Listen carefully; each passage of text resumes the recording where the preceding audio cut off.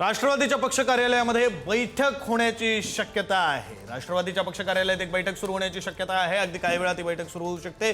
प्रफुल्ल पटेल, सुनील तटकरे बैठकीला उपस्थित राहणार असल्याची माहिती आहे। प्रफुल्ल पटेल हे पक्षाचे राष्ट्रीय कार्याध्यक्ष आहेत। सुनील तटकरे प्रदेशाध्यक्ष आहेत। गटनेता निवडीपूर्वी नेत्यांमध्ये खलबत होणार असल्याची माहिती आहे। थोड्याच वेळात ही बैठक सुरू होण्याची शक्यता आहे। अगदी थोड्याच वेळात राष्ट्रवादी काँग्रेस पक्षाच्या कार्यालयामध्ये ही बैठक होणार असल्याची माहिती आहे। तर प्रफुल्ल पटेल, सुनील तटकरे या बैठकीसाठी उपस्थित राहण्याची शक्यता आहे। गटनेता निवडीच्या पूर्वी ही बैठक आणि या बैठकीमध्ये नेत्यांची खलबत होणार असल्याची माहिती आहे। अगदी थोड्या वेळात ही बैठक सुरू होईल अशी सुद्धा माहिती मिळते। पक्षाचे महत्त्वाचे नेते, राष्ट्रवादी काँग्रेस पक्षाचे महत्त्वाचे नेते या बैठकीला उपस्थित असणार आहेत। राष्ट्रीय कार्याध्यक्ष असलेले प्रफुल्ल पटेल, महाराष्ट्र राज्य प्रदेशाध्यक्ष असलेले सुनील तटकरे सुद्धा या बैठकीला उपस्थित राहणार असल्याची माहिती आहे। आणि या बैठकीमध्ये नेमकी काय खलबत होतात, कोणत्या विषयांवर चर्चा होते, कोणत्या विषयांवर चर्चा होऊन काय निर्णय होतात, हे सगळं पाहणं महत्त्वाचं असणार आहे। आपले प्रतिनिधी पंकज दळवी या संदर्भात आपल्यासोबत जोडले गेलेले आहेत। अधिकचे तपशील त्यांच्याकडून घेऊया। पंकज,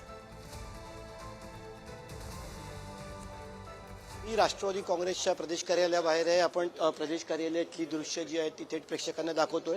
प्रदेश कार्यालयामध्ये राष्ट्रवादी काँग्रेसचे नेते जे आहेत ते यायला सुरुवात झालेली आहे। आमदार शिवाजीराव गर्जे असतील, रुपाली चाकणकर असतील आणि इतर सूरज चव्हाण असतील, अनेक नेते जे आहेत ते इथे यायला सुरुवात झालेली आहे।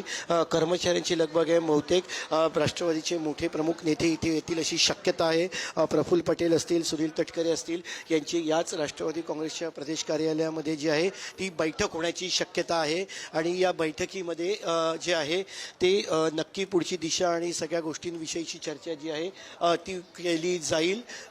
बैठक इथे होण्याची शक्यता आहे। अर्थात प्रफुल्ल पटेल असतील, सुनील तटकरे असतील, हे वेगळ्या ठिकाणी भेटत आहेत। सुनेत्रा पवार ज्या आहेत त्या देवगिरी बंगल्यावर आहेत। दुपारी 2 वाजता गटनेता निवडीची जी आहे ती प्रक्रिया पूर्ण होईल। 4:30 वाजता सुनेत्रा पवार राजभवनावरती जातील। पण एवढ्या मधल्या काळामध्ये जे आहे ते भरपूर राजकीय खलबत होतील अशी शक्यता आहे। शरद पवारांचं विधान, त्याच्यानंतर येणाऱ्या प्रतिक्रिया, या सगळ्या गोष्टींची चर्चा जी आहे ती बैठकीमध्ये होण्याची शक्यता आहे। पुन्हा एकदा सांगतो, थोड्या वेळाने इथे बैठक होण्याची शक्यता आहे। दोन्ही नेते येतील अशी अपेक्षा आहे आणि त्याच्यानंतर इथे बैठक होऊ शकते।